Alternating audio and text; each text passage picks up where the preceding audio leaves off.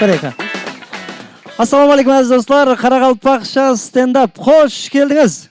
Rahmet, көрсіп тұрғанымнан juda қуаныштымын. Бүгін 4 айлық 3 ай каникул деген бар еді ғой. Бізде 4 ай каникул болып кетті. 4 айлық үзілістен кейін Қарақалпақша stand-up АТВ телеканалында және сіздер үшін.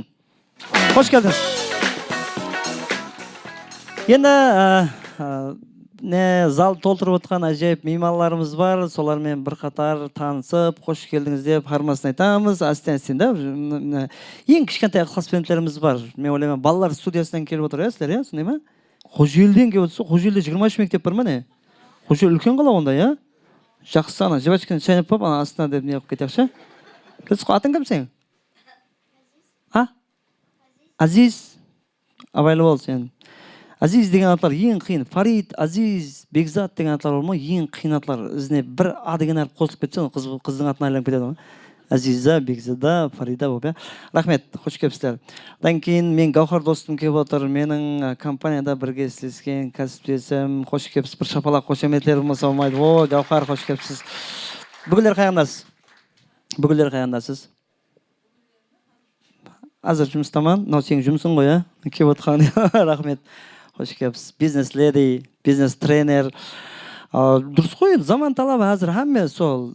Тең ярым оқып атыр, тең ярым оқытып атыр. Сонымен мамасымен келген, мамамен келіп отыр. Одан кейін Ашпа, адыңыз кім Ашпа? Зияда? Педа келетін Зияда ғой, О, сразу біліп қойдым ғой мен. Рахмет, қош келіпсіз. Зияда Ашпа? О, рахмет. Кім болып істейсіз, Зияда Ашпа? Үйде дамағасы ең қиын жұмыс, білесіз ба? Растам қиын жұмыс. Айлық жоқ. Демалыс жоқ. Кешік. Қалай демалыс бар сіздің үйде? Айттым онда қойды. Біз үйдегілер естіп қойды. Дамақазек деген, үй бекесі деген ең қиын жұмыс. Білмейтіндер болса, жұмыста жүргендер шүкір етіңіздер. Дамақазек маңызға қиын. Демалыс жоқ, айлық жоқ. Бір кешіге бара алмайсың жұмысқа, бір ертелеу қайтайын дей алмайсың ғой, Жұмыс таусылмайтын жұмыс, білмеймін үйде. Таусылмайтын жұмыс, бірақ ана ағам не қылды екен? Азарлыға шүйдесіз ғой, не бітіріп атыз деп. Кәптің бәрі сілер естетін, Шығыс жекпе-жегі дейді ғой, карате, ушу, және қандай түрлерін білесіз? Муайтай? Молдыз. Қыз балалар біледі екен, муайтай. Және қандай? Дзюдо, және? Таеквондо? Бокс? Жақына, шығыс жекпе-жегі. Және? Кунг-фу? Кунг-фу деген сөздің қасында панда деген қосылып жүреді біздер үйде. Просто кунг-фу білмейміз, кунг-фу панда деп айтамыз. Кеншегін тұмпақ ауыз. Және қандай? Және білмейсіз ба? Сумо? Цығой айтыр, деп қойды. Айкидо деген спорт түрі бар, Қабарыңыз бар ма? Айкидо барлар біледі, деп қойды. Айкидо күшілер біледі, айкидоның өзі бар ғой, аңсат емес. Құласы Қарақалпақстан Айкидо Федерациясы деген бар. Соның президенті келіп отыр. Рүстем аға, бір шапалақ қошемет етіңіз.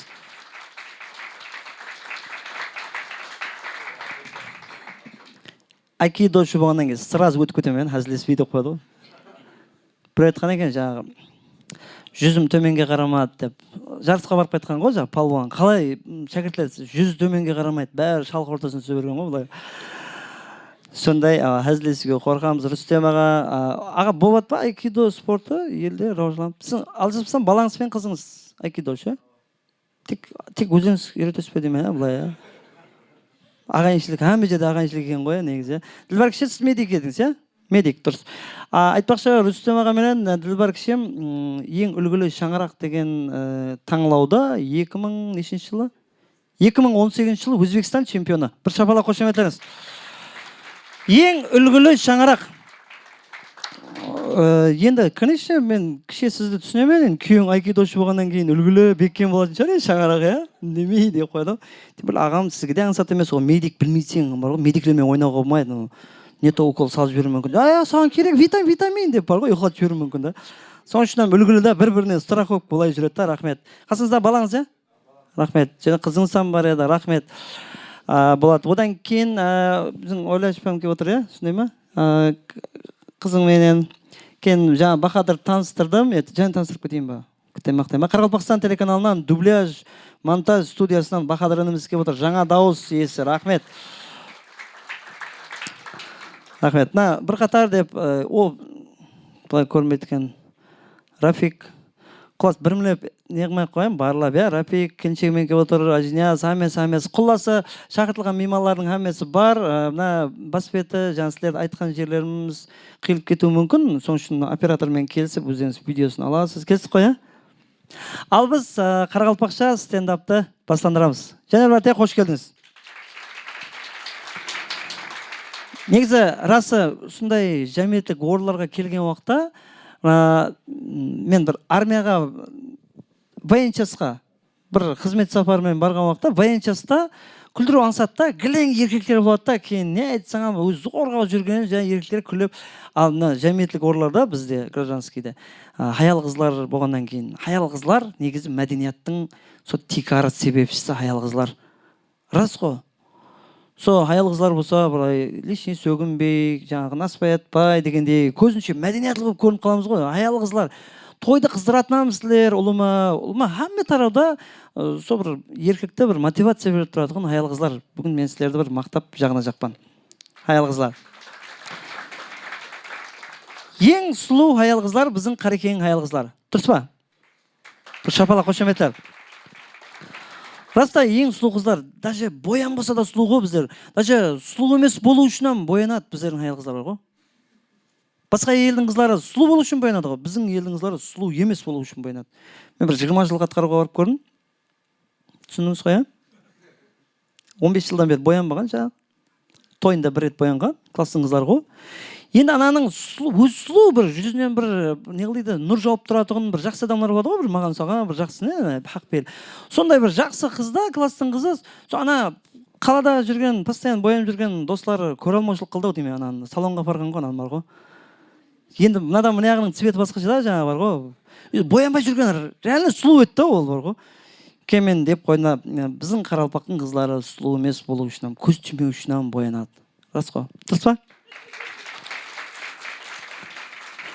Бірақ хаял болу қатты қиын негізі. Хаял болу қатты қиын. Просто хаял болып туылғаныңыздың өзіне бар ғой, хөрмет жарлық беру керек сіздерге. Өрден бе білмеймін бір зат. Хаял болу қиын. Мен түсінемін. Хаял болып көрмесем білемін. Аңсат емес сіздерге деп қойды. Бірақ кейін уақыттар ойландыңыз ба? Гендер теңлігі деп жатыр ғой. Негізі гендер теңлігі деп ұсы барсы болса біздер айтамыз ба деп тұрмын. Еркектер. Рас? Зорда сіздердің байрамымыз бар, 8 март деген байрамымыз бар, хаял қызлар дәптері деген бар, еркектер дәптері деген жоқ екен даже бар. Жастар дәптері деген бар, хаял қызлар дәптері деген, хаял қызлардың байрамы, кеше 1 октябрь мұғалімдердің байрамы болды, мұғалімдердің 90% хаял қызлар. Зор, почти сіздердің байрамымыз базик.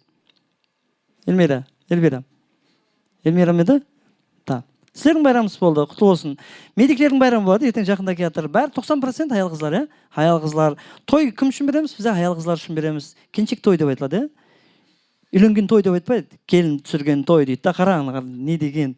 Бәрі сіздерге байланысты. Бұрын жігіт қызлар деп айтатын еді, қазір қыз жігітлер деп айтатын болды. Қызлар алдыға шығып алды уже. Бұрын ұлын үйлендірген дейтін болса, қазір жаңағы келін түсірген той деп айтатын болды. Өзгерді бәрі бар ғой, хаял қызлар. Қартайсаң сол, қар кемпір деп айтпайды, ешкім кемпір қарлар деп айтады. Кемпір бірінші болып тұрады. Сол үшін құрметті хаял қызлар, әмесі сіздерге байланысты. Бүгінгі кешенің йошты болуда көздал қызлар сіздерге байланысты. Жаңағы Европа ерлерінен музейге барып қалсаң, музейде Европадан келген туристер болады, біреуін көріп қалдым да, Франциядан келген екен. Мен ағай деп жүрмен жаңағы, білмеймен ғой енді, жаңа апа екен жаңағы. Киген киімін көріп айранға оттанда, ол не деген киім үстіндегі, яқшы түрге қарамай-ақ қояқшы. Хотя киімге қарашы, Европадан келдің ғой, тем более Франциядан келген жаңағы. Модның отаны Франциядан келген да. Киімін көрсең бар ғой, біздің ауылдың әйелдері өйтіп киінбейтін шығар деп ойлаймын да. Шашларын көріп бар ғой, мен Европада шайрам қалмаған шығар, бір ілхамнан қосып жазатын, Шекспир мен Пушкиннен, Есениннен кейін шайыр мен естіпедім мен. Бар ма? Біздерде елеге дейін бар ғой шайырлар. Біздерде сұлу қызлар біздерде. Европада сұлу қызлар қамағанда, содан кейін олар не қылады, андай бір ілми жаңалықтар ойлап тауып береді да, мындай техникада бір биік қылып жайларды салады, бір сұлу қылып та қалаларында. Себебі барған туристлер алданып жүру керек қой, қыздарға қарап қоймай, қорқып кетпейді, шоршып кетпей. А біздерде биік жайларды салуға болады, просто біздердің қыздарымыз сұлу, көз босамайды ғой. Қарай береміз ғой, салып отқан жайларымыз құлап қала береді ғой, қарап. Сол қызлар, сіздер негіз кесендетіп отқан жоқсыз, негіз сіздер просто сіздер сұлу болғаннан кейін біздер қаламызды рождандырмайтымыз да. Сол, көз зал, хаял қыздар қарай екен.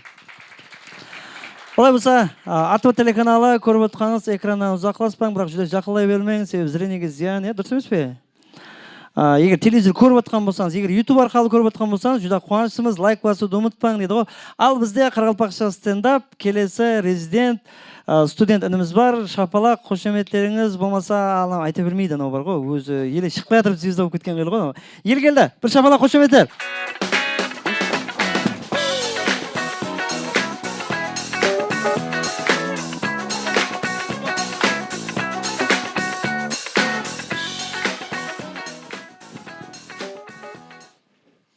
Ассалаумағалейкум әмеге. Бүгін стендапқа адамның көп келгені соншалық мақсатқа әммен бірін таныстырып шықты.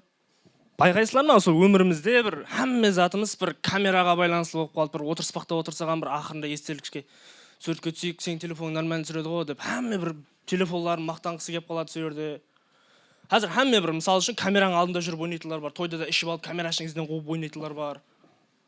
Мысалы үшін магазинге кіріп қаласаң, әр түрлі таныстарымыз бар ғой, мысалы магазинге затыңды алып кассаға барып есепласып тұрсаң, кассаның қасынан андай монитор тұрады, монитордан өзің көріп, жаңа магазиннің камерасын іздеп кетеді, деп қояды ғой.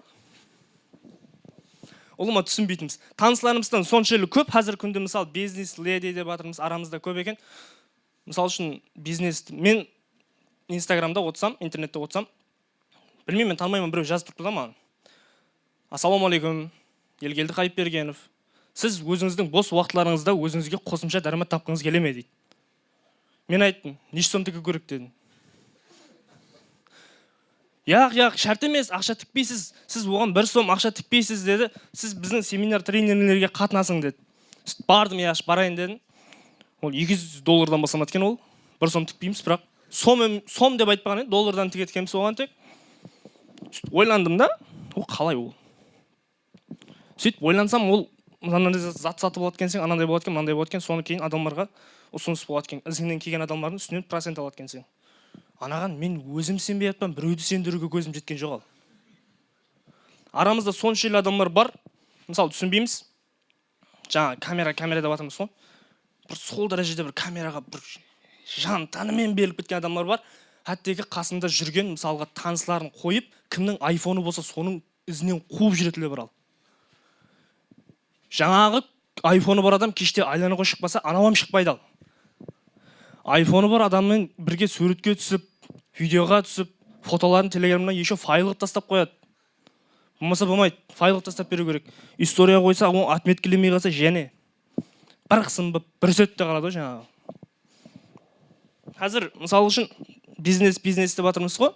Қазір күнімізде жаңалықтардың бірі болып отқан, мысалға әрдайым мен айтатыным, мысалы үшін алдын насыбай татыларды айтатын едік, мысалы үшін Қарақалпаққа жүдә бір иесі нәрсе емес. Мысалы қазір сигарет шегетлерде де жоқпын. Сигарет шегетлерге маңсат болып тұрған жоқ қазір. Магазиндер штучной сатқанды қойды. Қайсы магазин штучной сигарет сатса, значит, оның саудасы нормально жүріп жатыр. Арамызда мұғалімдер бар ма? Баяғы сабақта отқанымызда айтатын еді. Ал. Біздер күлейік дейтін еді. Біздер естейік дейтін еді. Ал естің, ал күлің ал.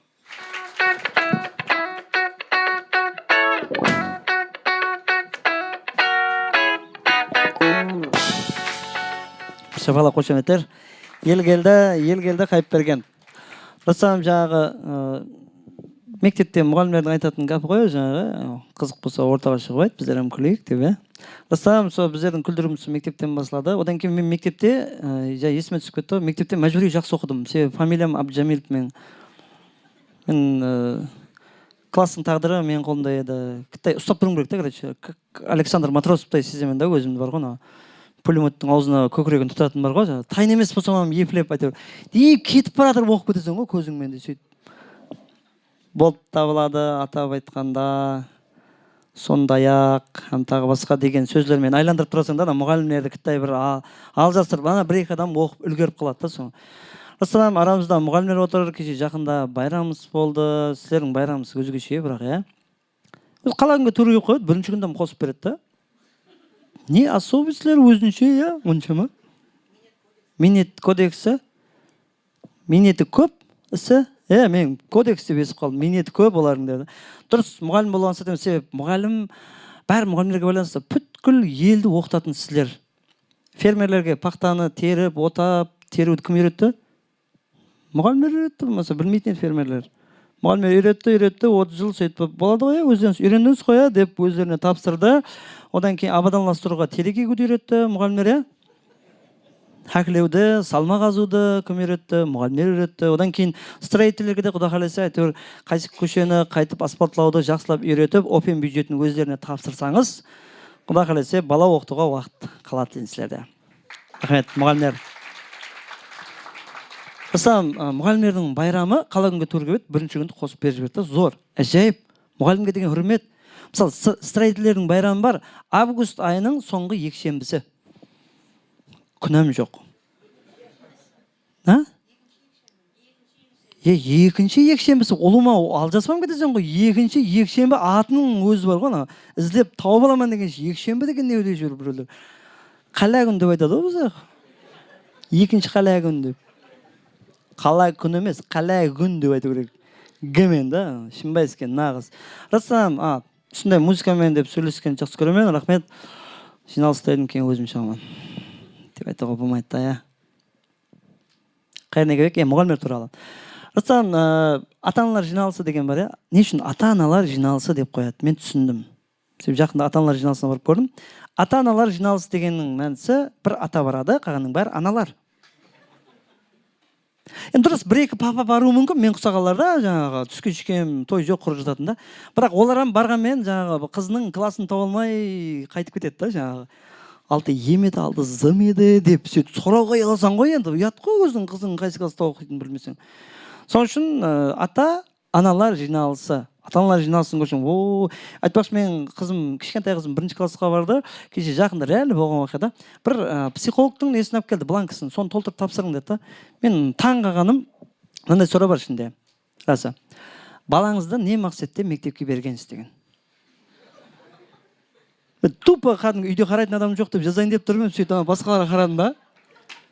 Білім алу мақсатында екен ғой, оны біреулер жазып қойды да.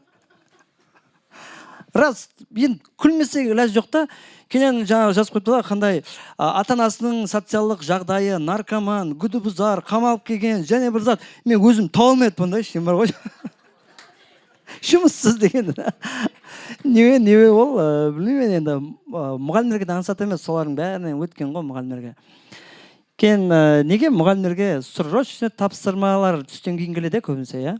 Тез тапсырың деп түстен кейін 5-лерде келеді, ол срочно тапсырма горонодан деп. Олардың бәрін жинап түнімен не қылады екен, ол деймен де горонодағыларда. Бірақ біздердің завучтарымыз шаққан ғой. Космический тезлікте отчет тапсырады да. Соның үшін өткен айдың отчетларын еш удалить етуге болмайды. Копировать, ставить, отправить. Дұрыс па? Кәдімгі жаңа жылыңызбен құтылып қоямыз деп, ниятылар шаңырағы деп өзгертесіз ғой, не тап сондай да жаңағы отчет тапсырғанда тек копировать, ставить да. Қандай ажайып. Кейін сондай бағана айттым ғой, біздердің конкурентіміз көбейіп жатыр, юмористер көбейіп жатыр. Айтпақшы, сіздердің айлығыңыз $1000 болады жағы естіңіз ба? Уже ұмыттыңыз ба? Күлкілі, уже. Уже ұмыттыңыз ба? Негізі мен ойлаймын, мұғалімдердің айлығы көтерілетін болса не? Неге сіздердің айлығыңыз көтерілмей жатыр, базардағылар біледі бірінші? Базаргүл? Деп десе берейін бе? Эльмира, неге мұғалімнің айлығы көтерілетін болса, ме естет, мысалы, милициялардың айлығы бұрыннан $1000 ғой, спокойно жүреді ғой, олар білдірмей жүре береді ғой, ондай дейіп бір 500 мың сом алатын адамдай болып жүреді ғой көшеде. Сіздер алмаған $1000, ал біздер $1000 болacak деп. Болмайды өйтіп, кітай салмақ болу керек та мұғалім деген да. Кейін мен ойлаймын, мұғалімдер Құда қаласа байып кететін шығар, себебі күнделік.com деген шықты. Аты күнделік болғанмен түнімен толтырады олын. Келіншегім мұғалім білеме.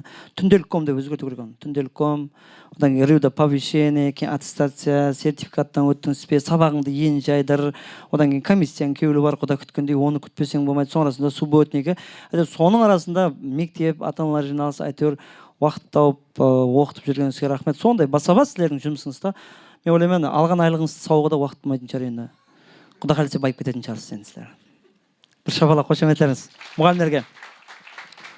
Бәрі мұғалімдердің арқасы. Расы, бәрі мұғалімдердің арқасы. Уже түсетін уақытымыз келді мұғалімдердің арқасынан. Рас, Финляндия методы деп жатыр ғой, Мен Финляндия методын әкелудің аңсат жолы Финляндияның айлығын беріп бастау керек бірінші негізі бар ғой. Вот сонда жан күйдіріп оқытады негізі. Дұрыс айттым, мен уже жағымпазданып үйреніп отырмын негізі бар ғой. Не деген? Себебі үйде бір адам мұғалім. Менен басқасының бәрі үйде мектепте. Балалар оқуда, келіншегім мектепте мұғалім. Басылауыш классларға сабақ береді. Басылауыш деген білесіз ғой? Басылаушыларды адам қылумен шұғылданады. Ансат емес. Басылаушыларға не үшін айлық төлейді? Себебі олар басылауыш ана кішкентай балалармен қосып, олардың ата-аналарынан қосып оқытқан үшін. Нанырғай үйге келіп жаңа ата-аналарын түсіндіріп отырады ғой, үйге тапсырманы бар ғой. Себебі ата-анасымен тайлайды олар сабақты. Сөйтіп бір кездер өзі түсінбей қалып.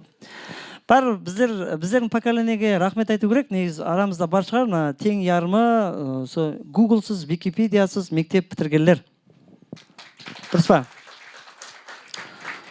Қазір жастарға айтсам түсінбейтін шығар, EVM деген сабақ болатын еді. Информатика, сіздердің информатикаңыз EVM деп айтылатын еді.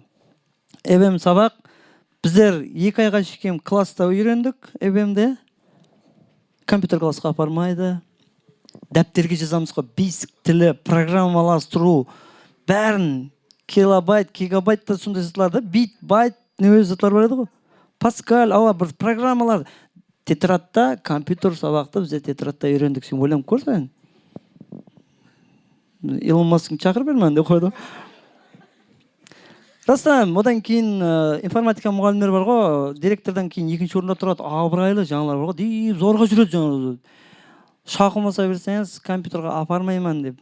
Ендігі айда апарacak, соны уәде берді, апармайман ендігі айда деп.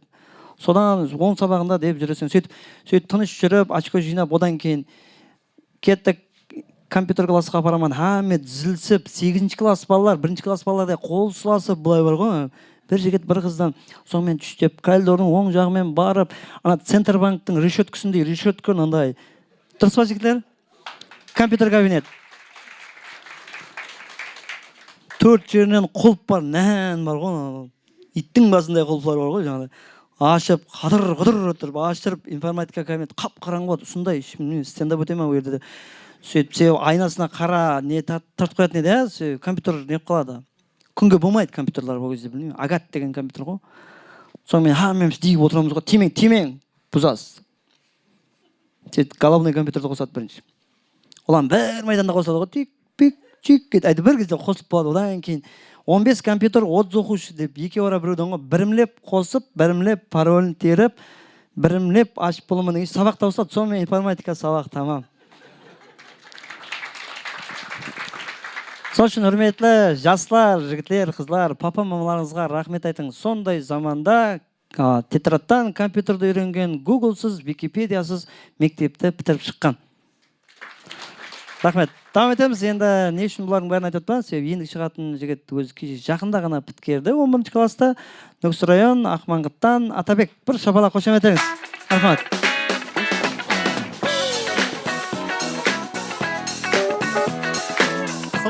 Ассалаумағалейкум хамеге. Қаралпақша стендап, таза сахна, таза маусым, таза хазілер, таза көйлек, кеше жудым. Құтылып қойсаңыз болады, жаңаға айтылғандай, жақында мен биыл студент болдым. Контракт. Уже бірлер, деді бірлер. Мен контрактқа кіргеннен кейін, ана үйдегі мал 3 жылдан бері неге бағылып атқан біліп алдым да. О, малам 3 жылдан бері неге бағылып атқан біліп алды да бейшара. Сөйтіп, мен өзім оқуға 6 жастан барғанмын да оқуға. Мен қатарымның классласым бәрі 2-5. Оқуға тапсыратын кезде мен классымда айта береді, Атабек дейді, сенікі радшылық қой дейді. Не зат десем, сен дейді 2006 бола тұрып 2005-мен бірге тапсырып жатсың оқуға. Егер сен биыл кіре алмай қалсаң дейді, саған кейінгі жыл қайтадан бір шанс бар деп қояды да. Қандай радшылық болды рас? Мен түсінбей қалдым. Мен кіргенім жақсы ма, кіре алмағаным жақсы ма биыл оқуға? Бұл мен жорам тап бір сен бүгін сериалында көре алмай қалсаң, ертең повтор бересің, соны көресің дегендей айтты да. Бұл не? Сүйерде шапалақ ұратын жер дұрыс ала. Бұлай қарасам қолын деп тұрды, тайын тұртындай қалып, ұражақ болып тек. Залда репетиторға оқуға кіру үшін репетиторға баратылар, я барғалар бар ма? Репетиторға кіру оқуға кіруден қиын, я? Репетитордың өзі бір тест пен алады, сен не, о Тесларан бір анау-мынау тест емес, бір қиын ғой, ДТМ-нің Тесла қасында ойнамай қалады. Репетитордың тестін шешіп кірдің дегені, сен ДТМ-нің тестін ярым шешесен дегені уже. Кейін репетитор деген азыр авторитет қой. Авторитет екен соншелі өзің ақшасын беріп таяғын жеуге таңайсың ғой сен. Дұрыс па? Ана репетитор ана авторитет болғаннан кейін пайдасы жоқ қой деп, сол да ең жақсы таярлайтын не? Таяғын жегеннен кейін ана кішкентай кезінде мамаңнан жеген бесплатно таяқтарды аймай ұзын сөйлеп жейсің ғой деп болған соңында не? О, репетитордан бір күнде бір репетитор ұрып тұрған соң үйреніп қалған шығар деймін да мен. Күнде біреуін ұратын болғаннан кейін бір күн ұрмай қалса бір бас ауырып, бір дәлінен шығып кетіп, бір больницада жатып қалса бір ұрмай қалса не бір күн не? Кейін хаммен мынандай абитуриенттің басынан өтеді.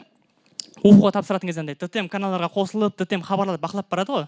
Мен сондай ДТМ хабарларда бір нәрсені сезіп қалдым. ДТМ хабарлар екіге бөлінеді екен. Екіге. Бірінші хабарлар ал биылдан бастап сондай болады деген хабарлар. Екінші хабарлар аяқ кеңін жылға қалдырды деген хабарлар. Кейін біздерде жоғары оқу орындарда екіге бөлінеді екен. Университет, институттар. Біріншісі тапсырма болған, таярлансам кіре алмайсам болған деген жоғары оқу орындары. Екіншісі тапсыра бер, көзің жұмып белесем кіресем болған деген жоғары оқу орындары. Кейін оқуға биыл квотамен кіргенлер бар ма? Бар екен, иә? Бұй, маңлай ашылып қалғандар. Ауметке келер. Квотамен биыл, квота деген бір фантастика деген деп қой. Контрактларым грант болады, жығылғаларым грант болады да мұнда не? Ана контрактқа кіргенде қуанып жүріпті грант болғанына. Жығылғалы елесем жүр грант болғанына не ал. Кейін квотаның тәсірінде заушниға бюджет ашылды білетілер. Заушнидің бюджеті қимете торттың кремі дегендей ғой. Заушнida торт мазалы, кремі одан беттер мазалы ғой. Тапсындай заушнида оқыған жақсы. Заушнидің бюджетінде оқыған оданам жақсы. Кейін студенттік дәуір дейді. Студенттік дәуір алтын дәуір деп айтылады да. Неге абитуриенттік дәуірге айтылмаған өйтіп? Не, абитуриенттік дәуір адам емес пе не? Оған ат қойылмайды оған. Мен ойландым, қандай ат қойса болады деп. Меніңше абитуриенттік дәуірі бұл металлом дәуірі.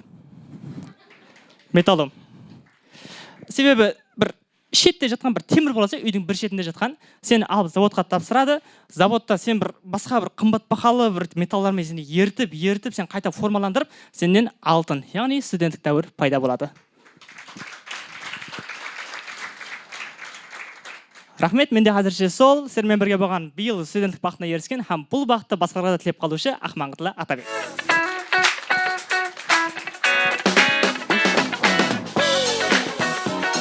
Шапалақ, қошемет етіңіз. Ақмаңғытлы Атабек.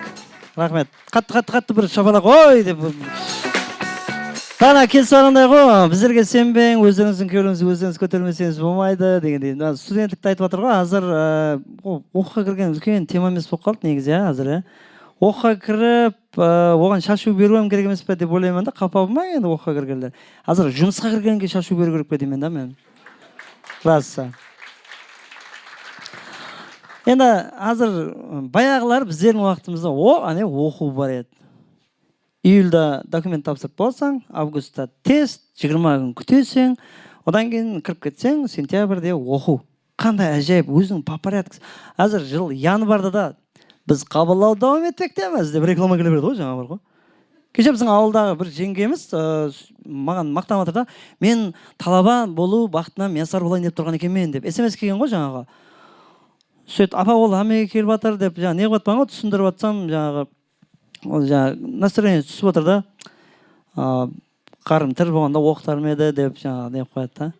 Балалар еді ғой, әмеге келеді бұл SMS деп та, сондай білмейме жаңағы экзаменсіз оқуға кір деген SMS-тер келе береді ғой. Оқудың абырой қалмады ма деп ойлаймын да. Абайлаңқырап, қараңқырап жүрмесең бар ма, оқуға кіріп кету қаупі бар ғой. Мына бір затқа кіріп кеткендей ғой жаңағы. Біздердің уақытымызда тест тапсырып болғаннан кейін 2 апта күтіп, результат, ал ертең результат шығады екен деп нөкіске автобуста кетіп барғаннан кейін результат шықпайтын болып, біздердің уақытымызда пақта деген бар еді. Мен қазір біздердің қатарымыз бар ғой, пақтаға барғандар бар ма арамызда? Студент болып пақтаға барғандар бір шапалақ ұрыңызшы қане. Ой, пақтаң жақсы жері мынандай. Оқуға кірсең, таза киім алу шарт емес. Бір апта шыдайсаң, пақта басылып кетеді дейді ғой.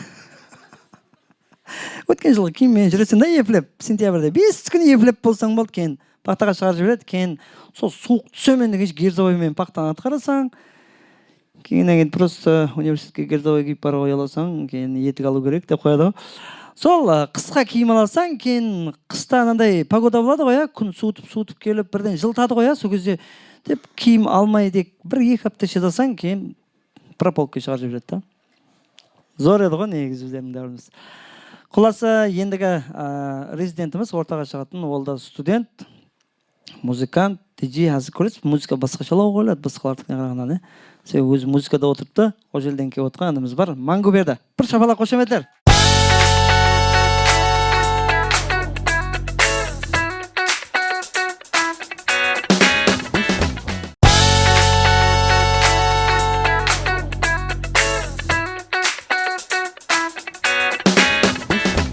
Бір шапалақ қошеметтер. Мангуберді.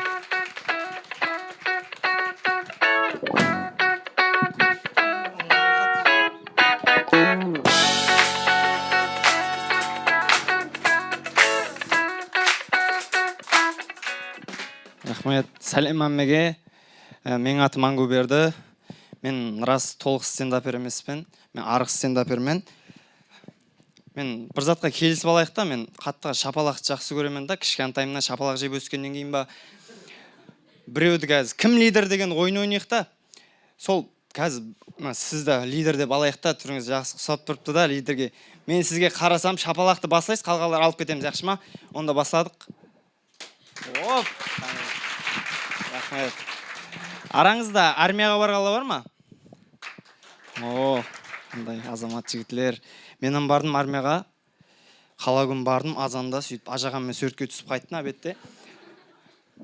Со бір айлыққа барғанлардың ізінен бару қазір хит болып жатқан екен ғой. Әр әпте барып көріп қайтасың ғой жаңаларды. Бір жора балам армияға кеткен екен бір айлыққа, бірақ біздер білмедік оны. 6-шы күн түнде телефон шыңғырлап тұр, кеште біздің. Алсам жаңағы жораңыз бар екен, ұмыттыңыз ба дейді. О, не болды? Атабек сен ба? Не болды ау? Әммеңін ағайын туысқалар, жора жолдаслар кеп жатыр. Мен жетімдей қалдым бір өзім. Ешкім жоқ артымнан келетін. Байынса сән сәуат түсіп қалмадың ба? Денсаулығың жақсы ма деп өтті.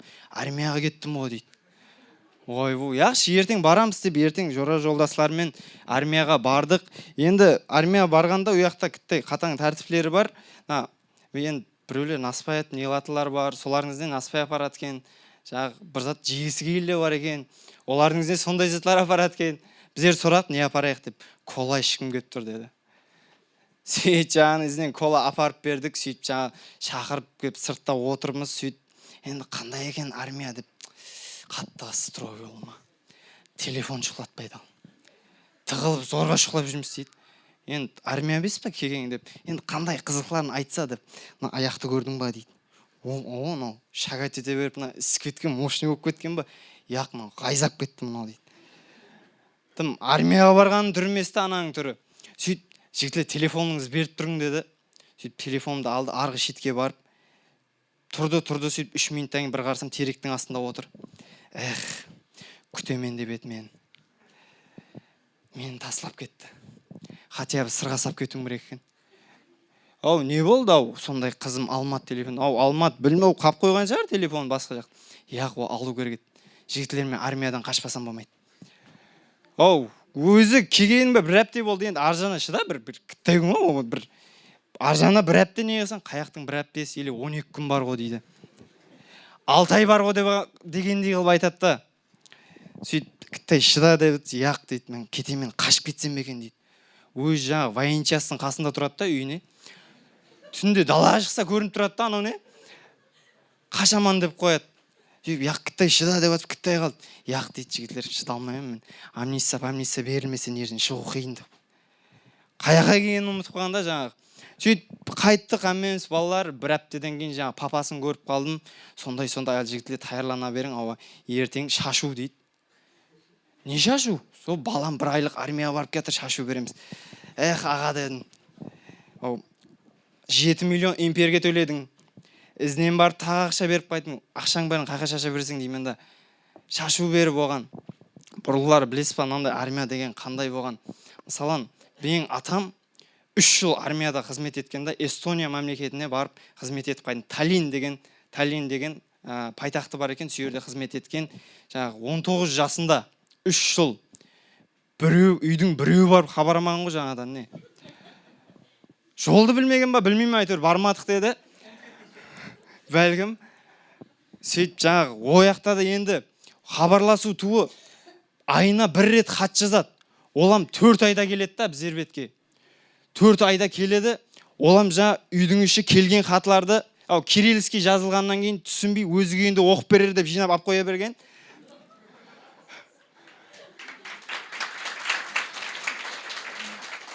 Сөйтіп жиналып тұра берген.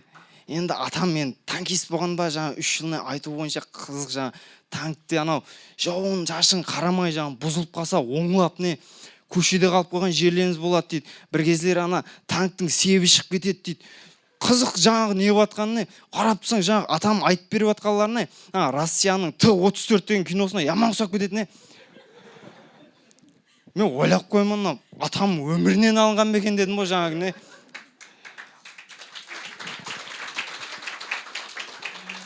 Бірақ атаман көп кино көреді ау. Енді бұрыларына жігітлер, ер жігітлер армияға кетсе, халық тыныш ұйқылайтын болған.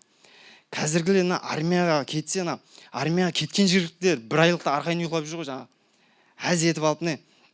Енді қазіргі не жасларға мысалы бұрылар көп армияға барып арқайын қызмет етіп жігіт болып қайтқанда біздер өмір түсінбейтініміз сол 1 айлық.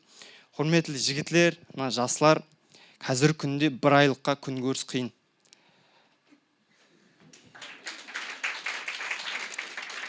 Соң үшін бұлай леби-пеби дегелерді істеп жүре берін.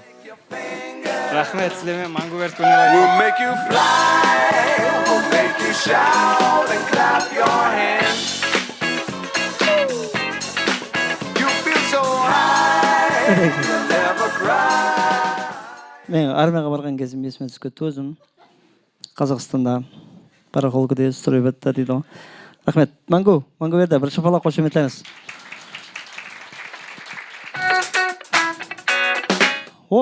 Рахмет. Енді бағана сұрадық қой, телевизор көретілер бар ма? Қазір телевизордың бұрынғыдай несі жоқ, онша телевизор көре бермейміз. Телевизор үйде кемпір-апаларға ұқсайды да, тынбай сөйлейді, бірақ ешкім тыңламайды оны. Сондай ма? Рас, ойлауымыз керек қой. Телевизор көрмейтін болдық, себебі телефоннан босамайды. Егер телевизордан тек реклама жаңағы не алды YouTube'да жоқ кинолар беретін болса көреміз, YouTube'да жоқ киноларды. Кейін YouTube'дан кино көру қатты қиын, себебі YouTube'дан кино көргеннен көре оны іздеп табуға көптеу уақыт кетіп қалады ғой. Қайсы киноны көрсем екен деп сөйтіп жаңағы хит парадта топ 10 деген фильмдерді іздеп кетесің ғой, сөйтіп отырып басқа бір затқа кіріп кетесің, сөйтіп отырып бір жағынан қарасаң бизнес тренингке қатынасып отқан болсаң ғой онлайн. Растан боламас деді жаңағы бір реклама шығып кете береді ғой жаңағы. Телефон бетіне реклама, соң өшіремен деп жатыр, ішіне кіріп кетесен ба, сөйтіп бір SMS келіп, ешкім кетпе деген кодлар келіп жатады ғой, сондай ма? Күніне 1,5 мыңнан төле деген да. Ома интернет қызық болды да, кейін қазір киноларды көріп отырып, бұрынғы кинолардан парқы, бұрынғы киноларда главный герой, бас қаһарман жақсы адам болатын еді. Білесіз ғой, жақсы, сұлу, маған соған да, бір сөзбен айтқанда. Қазір, көралмаушылық қылып шапалақ ұрып жатсыз ба? Шынгеуілден бе дейді. Шынгеуілден көралмаушылық қылып жатсыз ба? Рахмет. Қазір киноларда гілең банкын тонайтылар главный рөлде. Неге деймін да, адамларға не үйретіп жатырсыз біздер? Біздер емес қой енді шығарып жатқан адамдар не үйретіп жатыр деймін да. Бандитлар главный рөлде. Ана полицейскиларды өлтірсе, қуанып отырамыз қосылып. Полиция деген бұл милиция елдің тыныштығын сақтап жатқан адам. Біздің ауылдың милициялары мен анаяқтың полициялары тең, екеуі тең жүреді, білесіз ба? Екеуі төбелес таусылғаннан кейін жетіп келеді ғой, білесіз ба? Рас, чөтке. Киноларда ғана басқа қаһармандарды айтамын да, машинада аударып кетеді, жай жарып кетеді, бір бала шағасы жоқ па, бір жұмысқа баратқанын көрмейсің ғой олардың, бір азында жұмысқа барып, бір жиналыста түргеп тұрып, сөгіс естіп отқан жоқ. Кілең жаңағы баса-бас, атыспақ, шабыспақ, жарып кете береді, ізінен бір төле деп келіп жатқан адам жоқ, бір бар ғой. Хайран қаласаң да, арасында бір үй жоқ па, бір оларда бір мақсат жоқ па деймін да, бір бұл жерде жаңағы кредит төлеу керек деп жүреді ғой олар, ондай жоқ жаңағы кинолар. Шерлок Холмс, Пуаро деген андай жинаят қыдыратын кинолар көбейіп кетті. Әр серияда бір убийствоны ашады ғой жаңағылар. Егер оның Пуароның, Шерлок Холмстың толық сезонын көрсең бар ғой, сен жинаят қыдыру бөліміне жұмысқа кіруіңе болады сен бар ғой. Расынан дейіп жинаят көресің да, қайтып өлтірген. Так, мынау Пуаро 2 сезон 3 серия. Сол стиль бойынша өлтірген да. Бұл былай айтқанда методички да, ұрыларға да қайтып өлтіруді үйретіп жатыр, и ана жинаят қыдыру бөліміне қалай табуды үйретіп жатыр да, негіз бар ғой.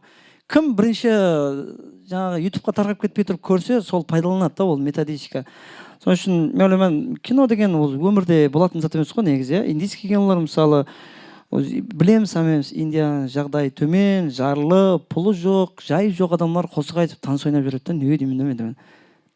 Бола ма? Келсеме сол енді. Біздің Қарекең, кен сериалларда бір сөздерді қайталап айта береді ғой жаңағы. Ол біздерді алдапты. Ол біздерді алдапты. Алдапты. Біздерді алдапты дейді мақтан біреу. Бір біздерді алдапты деген сөзді 5 рет айтады да, сонымен 1 серия таусылады ғой, арасында 2 реклама бер. Егер біздің ауылдың курорт танк деген фильмдерін Кореяға, Түркияға апарып берсе, бір 2 сезонлы 50 сериялы кино шығаруға болатын шығар. Мүмкін деп қойды. Шапалақ қошеметтеріңіз. Ендігі резидентіміз өзі алдын бір ілтимас етті деп еді. Өзі бойдақ. Бұл раскап, просто реклама. Емберген 98. Мархамат.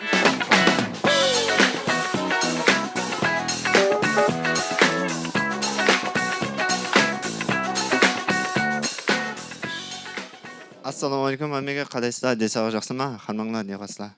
Сіздің аққа келіпсіздер ғой. Қош келдіңіз.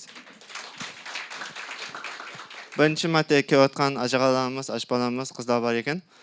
Соларға өзімді танысып өтсем, мен Бесқаланың бірі Нүкіс қаласында тұрамын. Атым Иемберген, 1998 жылман. Мені қысқартырып, Иемберген 98 деп айтып шақырсаңыздан болады.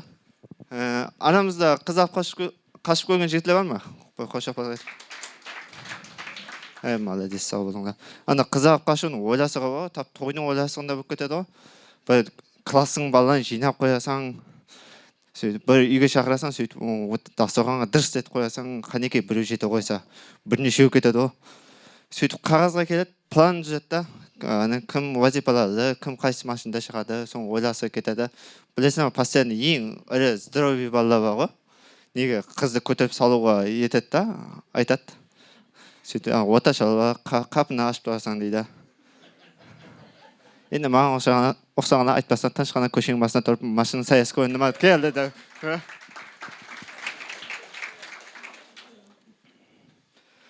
Қызы апқашы отқаны қызың ішінен біліп тұрады да, қатты апқашы отқан екен да. Конечно, біледі, өз тойды тездескен сол қыз ғой. Жігітіне зоны кетеді, тегінмен істеген жатады, қашан үйленсең, сырға салмайсың ба деп.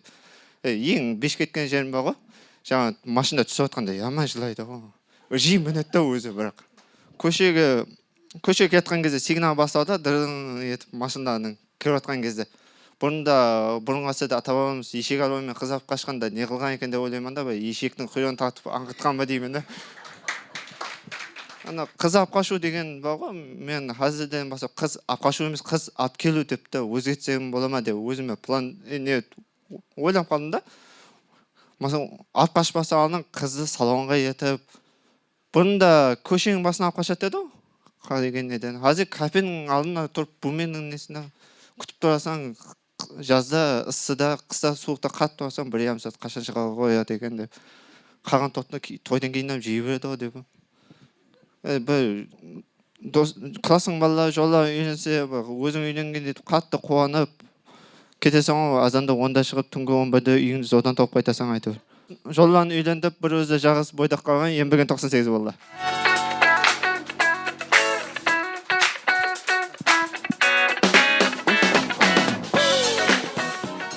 Аз біреуді аяйтын заман емес. Обалың жоқ дейді ғой, обалың жоқ. негізі үйленгендер біледі ғой, үйленгеннен кейін бәрі басылады. Бір айтады ғой жаңағы, мен машина алайын, жай алайын, жұмысқа кіріп алайын, кейін бәрі болады, кейін үйленемін деп. Наоборот, бірінші үйленіп алу керек. Кейін мотивация беріп тұрады ғой, көрдің бе жұрттың байларына. Кредитке болса да машина алады деп. Сен түртіп тұратын адам керек та, мотивация беріп тұрады ғой растынан. Балалы болғаннан кейін вообще енді ол ғой. Мен ойлаймын, бір мекемелерге, банктерге әсіресе тұрмысқа енді шығайын деп жатқан қыздар дамай ма? Сондай екен ғой, жас келінлер дамай ма? Ертең декретке шығып кетеді деп, сол өзгерген қазір. Бойдақлар дамайды екен да. Жаңа үйленген адам бар ма? Үйіне қайтқысы келмей жұмыс істей береді ғой, отырып алып. Негізі енді жұмыс темасы қозғалғаннан кейін жақында бір ініміз жұмыс іздеп, бір таныстарым көп қой, бір хабарлап сұрастырып көр деп хабарын айтты. Сөйтіп 2 күннен кейін жұмыс таудым деп айтты. Қайерден таудың? Неге барған ғой, жаңағы бәнділікке көмектесу орайына барған. Сөйтіп не қылдым десем, сол бәнділікке көмектесу орайының өзіне жұмысқа кіріп кеттім дейді. Зор, Хотя бы бәнділікке көмектесу орайы хотя бы 4 адамды жұмыспен тәмінлеген да, ол да. Сөйтіп енді не жұмыс істеп жатыр десем, адамдарға жұмыс тауып берумен шұғылданады сөйтіп. Өзі таба алмай жүрген адам, Құдай беріп қойған екен. Қандай әжайып. Рас, кейін жұмысқа кіріп кетсеңіз, кімдедір ішінде ой бар шығар, бір бастық болсам деген ой бар ма? Кімде бар? Аз білдірмейсіз ғой, бар шапалақ ұрың деген мен, бар екен. Дайында келіс алайық. Мен өзім бастық болып көрмедім. Айтады ғой жаңағы. Мен өмірде қалай қателеспей дұрыс жасау керек хақында мәслихат, лайфхакларымды сіздерден қызғанбаймын, себебі мен өзім өмірде ұлыма пайдаланбаймын оларды дейді ғой. Сол айтайын дегенім, әмелдар болып кетсеңіз, бір Құдай сақлап та, не қылу керек екендерін мен білемін ал. Диққатпен жазбасаңсан болады, болмаса жазбамасаңыз ертең атыбыдан қайталап беру мүмкін. Егер ол Ерназар қызғанып қиып тастамаса. Ерназарға байланысты, оның фантазиясына байланысты. Құласы, әмелге қатты қызғатылардың диққатына лайфхак былайынша, үйбетский лайфхак деп айтайыншы бір. Сөйерде шапалақ ұрың ма? Үйбетский деген сөздің құрметіне. Әмелге егер отырсаңыз, сразу әрбір отделден басшылықлармен келісіп алың. Не жағдай болып жатыр, бәрін маған жеткізіп тұрасыз. Кейін ол дұрысын жеткізіп тұрып па, қасынан оның замынан секретный тапсырма беріп қойың да. Ол сондай зам қылып қойың, бөлім басшылықтың замы да, әмелге қызығатын адамды қойың да. Кейін жаңағы кіттай бір өзінің еркін пікірін білдіріп, бір инициатива көтеретін ақылды адамдар табылады әрбір коллективте. Сондайлар ең сөйлеп баса, жаз арзан, жақпай жүрпе деген сөзді ядлап алың. Болды, ізбетін тыңлау шарт емес оны. Өзіңнен ақылларды істетпе. Ләж болса дейді ғой. Одан кейін азанда ерте келіп ал. Тап бір қатыныңмен ұрысып шыққандай болып, емесе күйеуіңізбен ұрысып шыққандай болып, қабақ түйіп келу керек та, олай мекемеге да. Басылық болып көрмесем білемін да. Сондай азында ерте келіп, тапсырмаларды беріп, сөйтіп сағат 9:30-да қайтып кет. Сөйтіп ұйқыны қандырып, білмеймін, әйтеуір тойыңа барсам, мерекеме сөйтіп түстен кейін 4:00-де барсаң болады. Не қылды деп барып талап етіп, дұрыс қой. Сондай.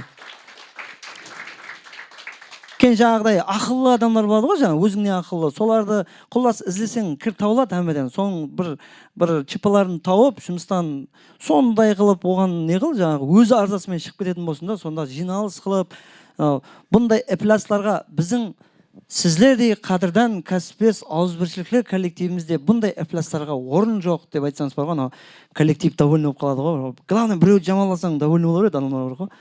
Класс, мен білген жеріме дейін айттым, әмелдар болудың секреті, главный, азында ерте барып, кейін кеште бір хабар алсаң болады. Күндіз шарт емес, түсте. Түсіндіңіз ғой, Енді үйлену темасы, негізі Рыстанам үйде көп зат шешетұғын аяллар ғой, мойлауымыз керек. Еркеклер, бұл просто табыс табатын болған дүздің адамы. Үйдің ұйтқысы кім? Аял адам. Аял, мысалы, мамаларымыз, мен қызларыма қарап отырып ойланамында да, мамамның гапы есіме түсіп кетеді да. Яқшы, әкең білмесін деп, астен бір рұқсат беретін еді ғой уақытында, Сонда Ділбар апа боламас деді. Папаң біліп қоймасын деп, астен. Бұл мамалардың балалармен боламас деді, сондай ма? Әкең біліп қоймас. Қара, мамалар мен балалар қандай жақын болып жатыр да, секретный түрде бар ғой. Тіл біріктіру бұл. Әкең білмесін. сөйтіп бірінші мамаң рұқсат берсе болды ғой, уже ар жақ кетті, пападан ләжін тауып рұқсатын алып береді олар ғой. Главное, мамадан рұқсат алу қиын да, расында мен басымнан өткен ғой. Сөйтіп бір кездер аз қыздарым енді мектеп үлкен классқа барып жетіп жатыр. Менен бір зат сұрайды ғой, мынандай барсам бола ма туған күн, мен яқшы деп қойсам, яқшы деп болып ойланып қаламын да. Мамасы яқ деген болса не қыламын содан. Мен яқшы деп қойдым да. Рас қой, болмаса мамасы яқшы десе менен сұрамайды олар. Сен үйде ойлау керек. Еркектер екіге бөлінеді. Біріншісі аялынан қорқатын, екіншісі сыйлайтұғын деп қояды. Екіншісі қорқатын білдірмейтін. Түр бермейді да, мен құсап та. Негізі шаңырақ деген бұл шахмат ойыны ғой. Негізі үй шахмат ойыны. Шах кім? Еркек шах, иә? Дұрыс, иә? Бірақ білесіз бе, шахтың функциясы кітте ғой, мындай бір әдім жүрсің. Бұған да шах көп жүре алмайды негізі бар ғой. Ферзі мындай функциясы көп, иә? Оңай қалеген жағына жүреді ғой, былай. 40 жағы бар ғой, ферзің бар ғой. Ферзі кетсін, тамам, шах бар ма, ұтылып қалады, маттап қалады. Расы ғой. Соң үшін главный жаңағы шахам емес, главный ферз да ол да үйде. Сол болса, сол ферз күшті болса, шахматта любой кезде ұтуға болады. Сол. Деп, сол әзілдерді айт деп, Айгүл маған тапсырып еді. Өзім келіп отырып та, бір шапалақ қошеметтеріңіз, мен келіншегім деп айтайын десем, келмейді ғой бұндай жерге деп айтайын десем. Әзіл давам етеміз. Енді Айгүлдің өзі келмеген мен Ошимбайский ғой. Қалайгүн дейтін жақтан. Бүзибеттен дейді ғой. Бүзибеттің баласы келіп отырды да. Жалғасаған баласы Роман. Шапалақ қошеметтер.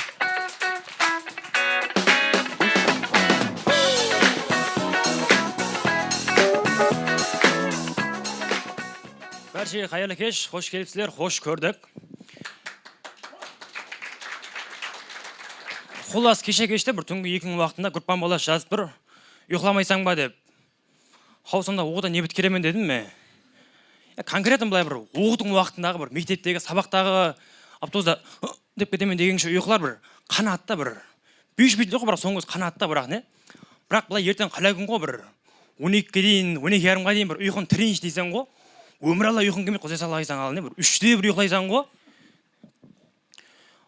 Қалай күн ұйықлаймын ал дейсің ғой. Ұйықлай алмайсың. Азаң сағат 7-те ұшып тұрасың, қуығың жарылып кетейін деп не?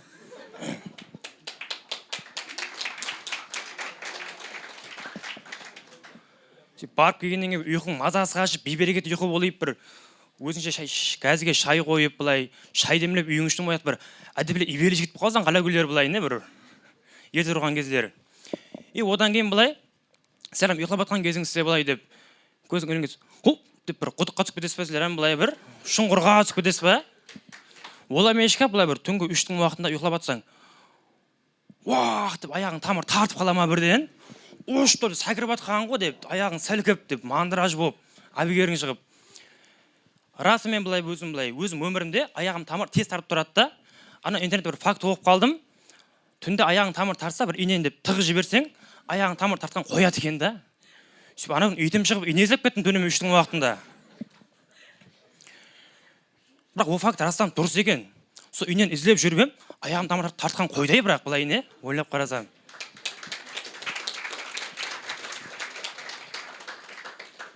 Сөйтіп одан кейін ол ешкап одан бір бейберекеті бар. Таңғы 5 уақытында бісміллә, бісміллә деп бастырып қалатылар бар ма араңызда болай? Деп бісмілләға тілің айланбай деп шош кетіп. Сен құмарыңды алып төлтке жүгіре бересің, сен жылсығын құйып. Сөйтіп одан кейін бір жаздың күні бір түннің ұйқының режимі алмас қалай бар ма былай? Түнгі 3-те ұйқылап, обед 12-де тұрғалар бар ма араңызда? Сол жаздың күні бір сұраумен қатты қиынатта былай. Мен түнгі 3-те ұйқылағаннан кейін обедте оянып отпан ба я? Обедте оянғаннан кейін түнгі 3-те ұйқылап отпан ба деген сұрау не? Ақшанек көкіп па, көкшанек қақап па деген бір логический сұрау да, мұнда қатты қиын таба алмайсаң да еш. Сен одан кейін былай ұйқылап жатқанда түс көресіз ғой сіздер былай я? Ана түслер неге бұламақ болады бір? Ана түс көрген бе ядлап қала алмайсың ғой? Ядлау невозможно да ана түслерді не? Бір тоғайда жүгіріп барып қапыны ашып қалып бір классыңа кіріп кетесің ба бір? Мына қарасаң жиналыс мына жақта бір базар сайын көп кете ме білмеймін бір неге тұр. қойып тұр не болып кетті мынау деп ойлап қоясың да ау түсінбеген ғой жақсы көрмейінші деп плейді бастап до конца көре бересің ғой. Сен одан кейін былай түсіңде былай төбелесесің ғой. Төбелесең неге ударың слабый болады деп әстейін бұрады ғой. Мен ойлап қойдым ана түсімде бір Конор Макгрегормен төбелесіп көрсем бе екен ай деп не. Оңға бір удар слабый болатын шығар, может былай бір тығып қалармын деймін да былай. Не болса да ұйқымыз бүтін, еліміз аман болсын. Сіздерменен жалғасаң боласы болды. Тойларда көрсе берейік.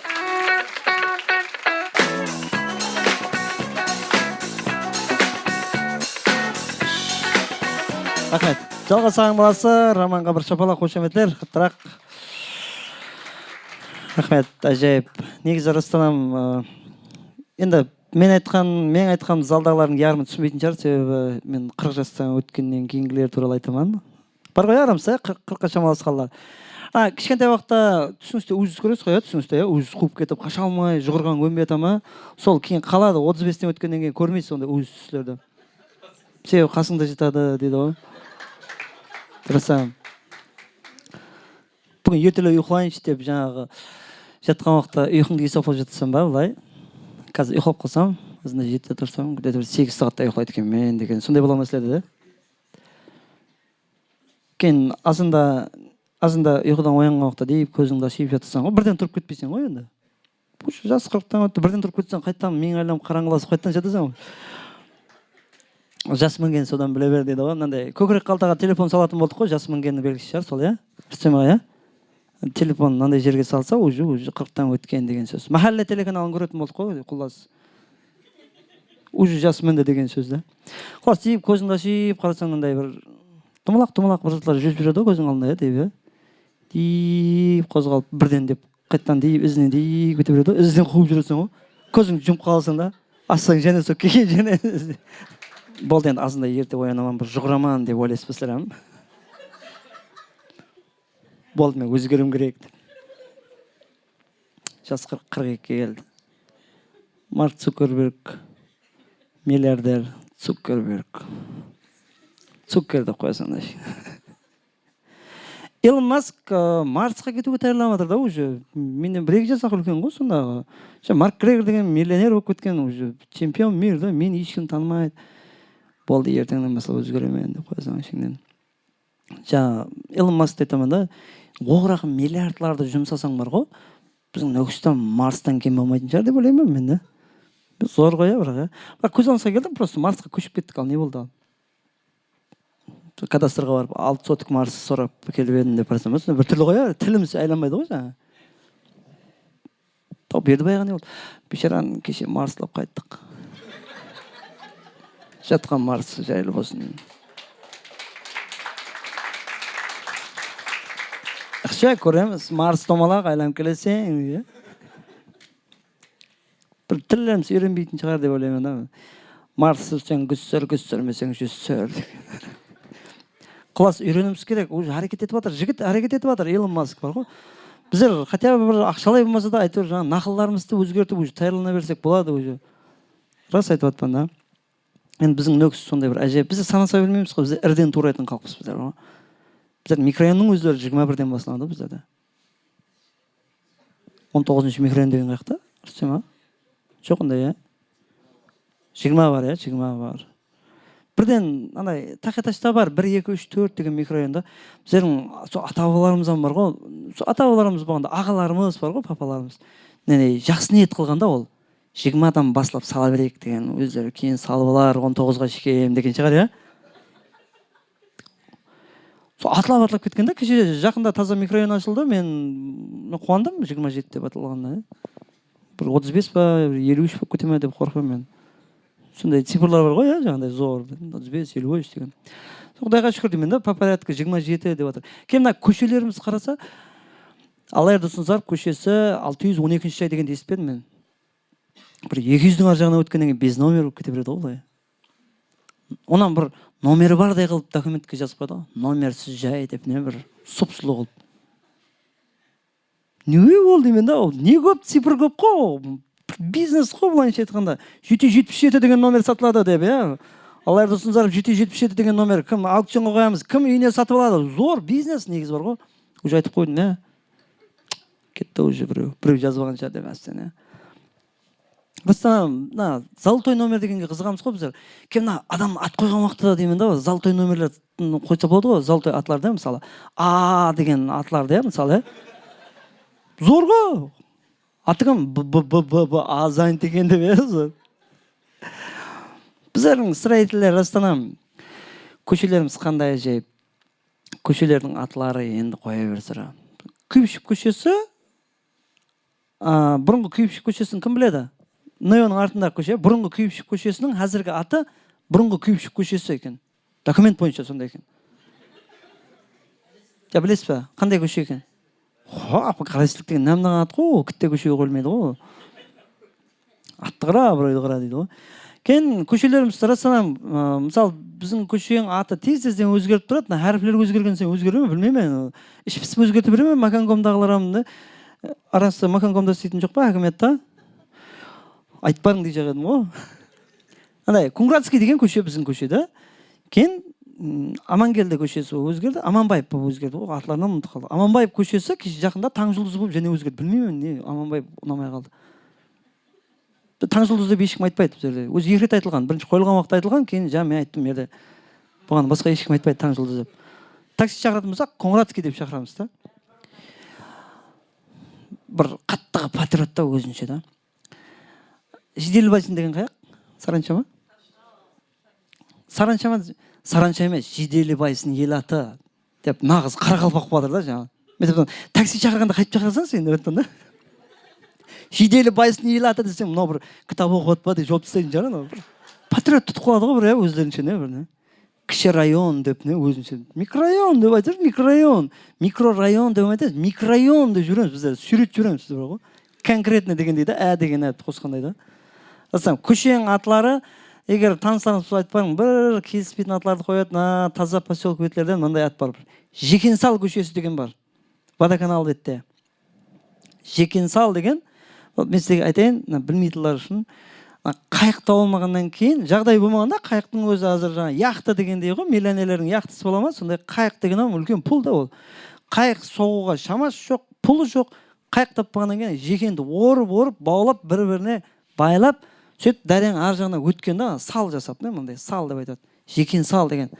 Қайық деп қойған абырайлы ма еді деп ойлаймын да, көшенің атын. Қайық таппағаннан кейін жекен сал деген не болды? Жуасшы деген көше бар, бір көшесінде бір май шығарып отқан адам көрмедім мен, бір жаңа бір күнжіні иілеп жатып. Жуасшы деген не көше анау бар ғой, ат. Данышпанлар деген көшесі бар. Кім естіді? Данышпанлар көшесі, Даналар көшесі. Значит, Даналар көшесі бар болса, значит, бір жерде Ақмақлар көшесі болу керек негізі. Білмеймін, бір жерде болу керек. Архитекторлар көшесі деген бар Водоканалда. Жаңа жайларын көрсең бар ғой, біздің баланың сурет соққан сұлу оңғасында бар ғой. Еще архитекторлар көшесі. Рас, Майкал қолызда жүрген уақытта бір үйін үзіліп жүреміз, көшесінің атын өзім білмейтін, жаңа мен құсаған. Сөйтіп қарасақ газлы деген көше екен да. Сөйтіп мен күліп отпан да. Майкал қолызда газ жоқ, үй жоқ шығар. Ойда әмме газлы негізі бар ғой, сулы, газлы деп қоя берсе болады, жерлі деп та. Құлас сондай, біздердің көшелер төе үлкен-үлкен имаратлардың өздерінің 2-3 аты бар ғой, білесіз ба? Бердақ театр қайсы десе, бұрынғы Станиславский деп айтады. Бердақ кинотеатр, жаңа көркемөнер сарайы қайсы, бұрынғы кинотеатр деп, Қоршақ театр деп бар, бұрынғы Түркістан, әммесінің аты бар, бұрынғы Медиинститут деген бар, қазіргі бұрынғы Пединститут деген бар, құлас бұрынғы деген сөздер алдына обязательно қосылады да. Үшін бұрынғы стендап, сіздерім жатырқамаң, просто 4 айлық паузадан кейін жігітлер төе өздерімсем үйреніспей атпыз, сіздерім онша күліп тайламай келгенсіз қоя, негізі күлуге, күлдіре алмайды ау деп ойладыңыз ба деп қояды. Бір күлуге де репетиция қылып тайырланып келін ендігі де келсіз қоя. Демек, сіздердің көргеніңіз АТВ телеканалы, Қарақалпақша стендап. Есет кетеміз, әзірше қауендерлеріміз Умум мектебі. Тап осы жерде Умум мектебі, білесіз қоя, баяғы білім рингті алып баратырған Мақсет Абдуллаев, сол Умум мектебі деп аталған пайтақтымызда 6 жерден оқу орайына шыққан Умум мектебі бүгінше спонсор, әмде және 2 орын бар спонсорлықтың мына жерде. Мүмкін Қарақалпақстан Айкидо Федерациясы деген жазуын болу мүмкін. Ямса